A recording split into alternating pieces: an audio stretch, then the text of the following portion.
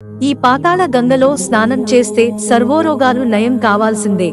నంద్యాల జిల్లా శ్రీశైలం భ్రమరాంబ మల్లికార్జున స్వామివారి దర్శనం కోసం వచ్చిన భక్తాదులందరూ పెద్ద ఎత్తున పాతాళ గంగలో స్నానాలు ఆచరించి స్వామివారిని దర్శనం చేసుకుంటున్నారు.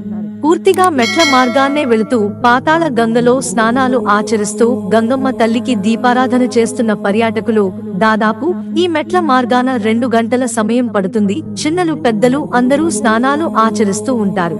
స్నానాలు ఆచరించే సమయంలో చాలా మంది భక్తులు వారి పాపాలు తొలగిపోవాలని పాతాళ గంగలో స్నానాలు చేస్తూ ఉంటారు. అదే విధంగా దీపారాధన, బిల్వం, కొద్ది రకాల పూలు అన్నీ ఒక ఇస్తరాకులో పెట్టి పాతాళ గంగలో వదులుతూ ఉంటారు. ఈ పాతాళ గంగలో స్నానాలు ఆచరించడం వల్ల 2 ప్రయోజనాలు ఉన్నాయి. ఒకటి, స్నానాలు ఆచరించడంతో పాపాలన్నీ తొలగిపోతాయని ప్రజల నమ్మకం. అదే విధంగా పాతాళ గంగలో నీరు పూర్తిగా పచ్చగా ఉంటుంది.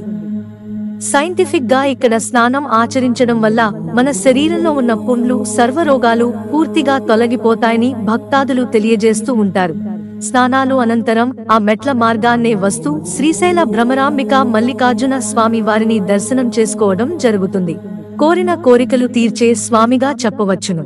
మిత్రులారా, ఛానల్ సబ్స్క్రైబ్ చేసుకోవడం మర్చిపోకండి. ధన్యవాదాలు.